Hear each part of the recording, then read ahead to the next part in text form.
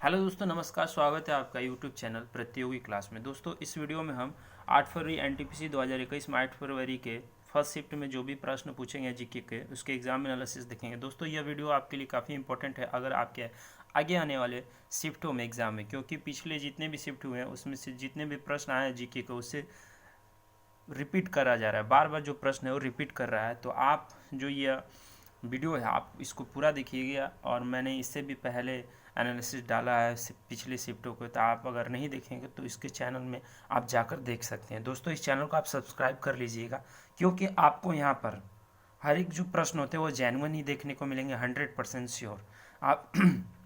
तो आइए दोस्तों, इस वीडियो को हम प्रारंभ करते हैं। देखिए, 8 फरवरी फर्स्ट शिफ्ट में जो भी प्रश्न पूछेंगे उसके हम पहले प्रश्न को देखते हैं। पहला है, इसरो के प्रथम चेयरमैन कौन है? तो दोस्तों, जो इसका सही आंसर होगा वह विक्रम साराभाई जो हैं वो इसरो के पहले चेयरमैन हैं, और यह जो चेयरमैन थे वो 1963 से 1971 के बीच में थे। दूसरा क्वेश्चन था जो जियोग्राफी से जनजातीय से पूछा है कि भोटिया जो जनजाति है वो कहाँ निवास करती है? तो दोस्तों, जो भोटिया जनजाति है उत्तराखंड तिब्बत में निवास करती है। अगला प्रश्न था आपका हिस्ट्री से, था कि 1857 की जो क्रांति है वो किसने शुरू की थी? तो दोस्तों, 1857 की जो क्रांति है वो मंगल पांडे ने शुरू की थी। अगला अगला क्वेश्चन था, योजना आयोग की जगह किस आयोग ने स्थान लिया है? तो योजना आयोग की जगह नीति आयोग ने स्थान लिया। अगला प्रश्न था दोस्तों कि राज्य और संघ शासित प्रदेशों की जो सूची है वो किस अनुसूची में है? तो दोस्तों, यह जो सूची है दोस्तों, यह आपकी प्रथम अनुसूची में, किसमें? राज्यों एवं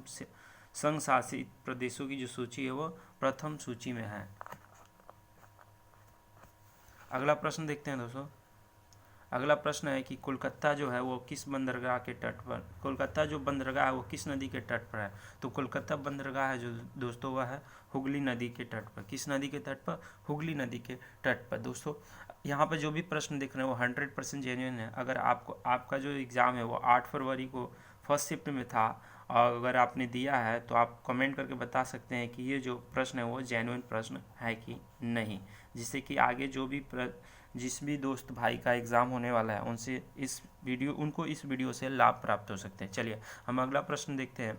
अगला प्रश्न है कि नियाग्रा जो जल प्रपात है वह किन देशों के सीमा के बीच स्थित है? नियाग्रा जल प्रपात जो है वो किन देशों की सीमा के बीच स्थित है? दोस्तों, ये जो नियाग्रा जल प्रपात है जो वो अमेरिका और कनाडा के बीच स्थित है। अगला प्रश्न पूछा था कि एकला चलो रे गाने के लेखक कौन है? तो इसके जो लेखक हैं वो रविंद्रनाथ टैगोर हैं। ठीक है। अगला प्रश्न था कि NIRF जो है वह रैंकिंग में 2019 में ओवरऑल कैटेगरी में किस इंस्टीट्यूट जो है वो प्रथम स्थान प्राप्त किए थे? NRF रैंकिंग में 2019 में जो ओवरऑल कैटेगरी में जो प्रथम स्थान किस इंस्टीट्यूट ने प्राप्त किया था? तो दोस्तों, वह है IIT जो मद्रास है, उसने NIRF रैंकिंग 2019 में ओवरऑल कैटेगरी में प्रथम स्थान प्राप्त किया था। अगला प्रश्न पूछा था कि जनरल डायर को लंदन में जाकर किसने गोली मारी थी? दोस्तों, यह जो प्रश्न है 4 फरवरी के सेकंड शिफ्ट में पूछा गया था कि जनरल डायर को गोली किसने मारी या उनकी हत्या किसने की? तो लंदन में जाकर गोली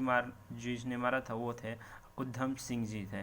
उन्होंने 13 मार्च 1940 को जनरल डायर को गोली मार दी थी। चलिए, अगला प्रश्न देखते हैं दोस्तों। अगला प्रश्न है कि 2019 सुल्तान अजलान शाह कप के विजेता टीम कौन है? तो दोस्त 2019 सुल्तान अजलान कप के जो विजेता वो दक्षिण कोरिया है, और इसके जो उप विजेता था वो भारत था। ठीक है। अगला प्रश्न आप देख सकते हैं कि आम का जो वैज्ञानिक नाम है वो क्या है? तो आम का जो वैज्ञानिक नाम है दोस्तों वो मैग्नीफेरा इंडिका है। क्या है? आम का जो वैज्ञानिक नाम है वो मैग्नीफेरा इंडिका है। अगला प्रश्न है कि जिससे रेशम प्राप्त किया जाता है उसका वैज्ञानिक नाम क्या है? दोस्तों, आप देख सकते हैं कि वैज्ञानिक नाम से प्रश्न पूछे जा रहे हैं, और हर एक शिफ्ट में इससे 1 या 2 प्रश्न आ ही रहे हैं। तो आप जितने भी वैज्ञानिक नाम हैं आप उनको याद कर लीजिए। ठीक है दोस्तों। देखिए, रेशम जिससे रेशम प्राप्त किया जाता है उसका वैज्ञानिक जो नाम है वो बॉम्बिक्स मोरी है, और जो रेशम प्राप्त किया जाता है वो सिल्क वॉर्म से प्राप्त किया जाता है। ठीक है दोस्तों, सिल्क वॉर्म से प्राप्त किया जाता है रेशम को। अगला प्रश्न पूछा था कि जो दक्षिण अमेरिका का जो लैंड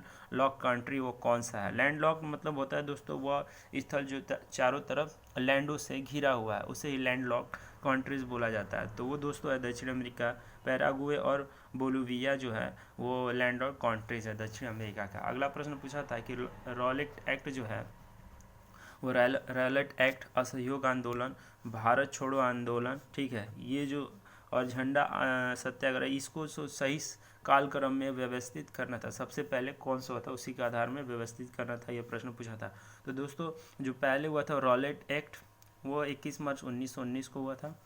असहयोग आंदोलन जो है दोस्तों वो 4 सितंबर 1920 को हुआ था। उसके बाद झंडा सत्याग्रह हुआ था 1923 में, और उसके बाद भारत छोड़ो आंदोलन हुआ था 9 अगस्त 1942 को। तो इसका जो कालक्रम है वो सही कालक्रम क्या होगा, रॉलेट एक्ट, असहयोग आंदोलन, झंडा सत्याग्रह और भारत छोड़ो आंदोलन। जिस ऑप्शन में यह कालक्रम था वही सही आंसर होता। चलिए अगला प्रश्न पूछा था कि किस खोज हेतु हार्वे जे ऑल्टर, माइकल हाफटन व चार्ल्स एम राइस को संयुक्त रूप से चिकित्सा का नोबेल पुरस्कार 2020 में दिया गया था।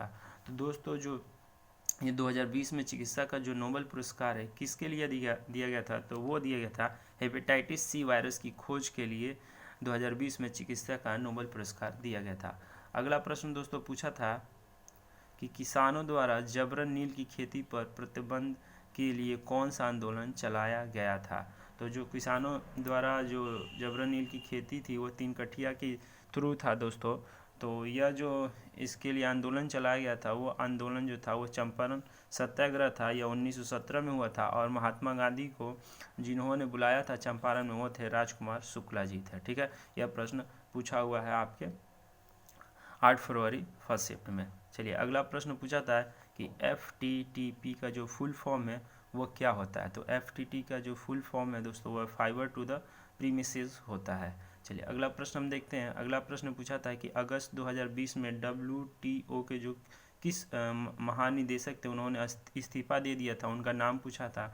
तो दोस्तों वो थे रॉबर्टो अजेवेदो, ये ब्राज़ील से थे। ठीक है, अगस्त 2020 में WTO के जो महानिदेशक थे उन्होंने इस्तीफा दिया था, उनका नाम था रॉबर्टो अजेवेदो, ये ब्राज़ील से थे। ठीक है, अगला प्रश्न पूछा था कि किस योजना के तहत 100 दिनों की रोज़गार की गारंटी दी गई है। तो दोस्तों जो यह योजना है वो मनरेगा के